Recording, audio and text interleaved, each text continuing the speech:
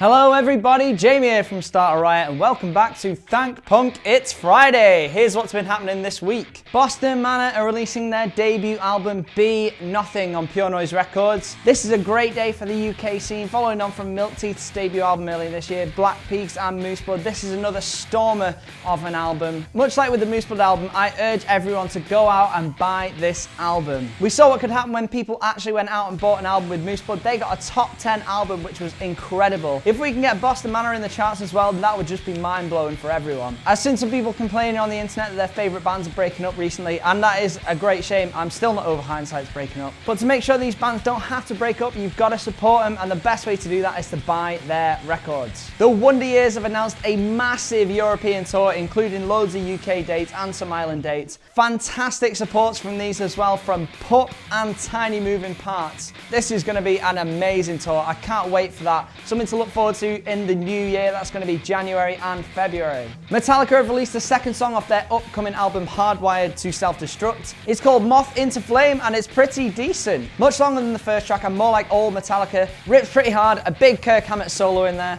What more can you want from Metallica? Doesn't quite explode like some of the classics like War No Master of Puppets, but it's still a really good song. Looking forward to that album. That's coming out later this year. Carter and the Rattlesnakes have announced their second album will be called Modern Ruin. Another date to put in your diary for 2017. That'll be out on the 27th of January. They've also previewed a song off it called Lullaby, and it sounds quite a lot like Queens of the Stone Age. No bad thing in my opinion. Power Bottom have released a video for the song I Want a Boy. Their song is off their album Ugly Cherries, which came out last year. It features a blow-up doll, and according to drummer Liv Bruce, it represents unrealistic expectations while dating. I think we can all relate to that. They've just announced they're signing to Polyvinyl for their second record. That's really cool. Good luck to them. Yellowcard's self-titled and final album is out today. Iero and the Patients have released a new song called Remedy. That's off their upcoming album Parachutes, which is out on the 28th of October. The Dillinger Escape Plan have released another song off their forthcoming and final album Dissociation. It's called Symptom of Terminal Illness. It's very Dillinger. Kind of sounds a little bit like Tool. That album is coming out in 2 weeks on October the 12th. Nervus have announced that they are releasing an album Permanent Rainbow on Ven Records. They released a first song off it called Oh Joy. Have released a video for it as well. Really cool song. Brand new have been trolling us all.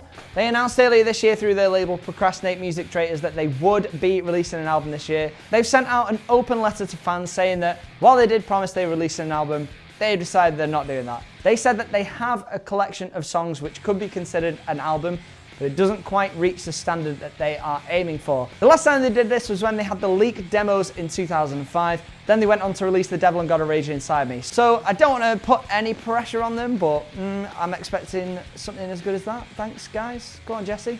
They've also announced that on their upcoming tour, they will be playing The Devil and God Are Raging Inside Me in full. Why couldn't you do that here, brand new? It's literally my favourite album of all time. I saw them at Riot Fest last month. Didn't play Devil and God in full. Thanks, guys.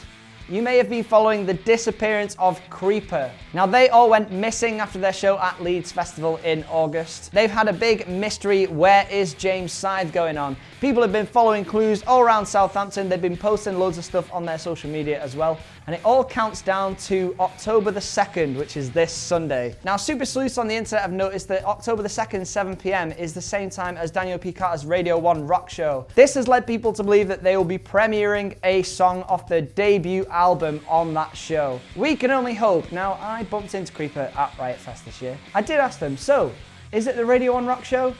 Not a word. Didn't get anything out of them. And congratulations to Pop Bubble Rock. The Manchester-based Club Night are celebrating their 10th anniversary this weekend. As a long-time patron of Pop Bubble Rock, I can tell you that it is fantastic.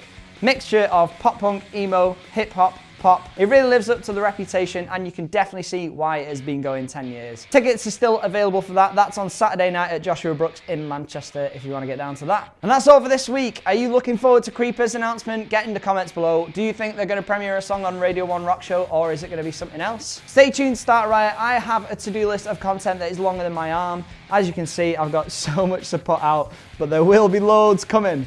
Trust me. And that's it for this week. Have a great weekend, whatever you are doing. Stay tuned, Starter Riot. But for now, Thank Punk It's Friday.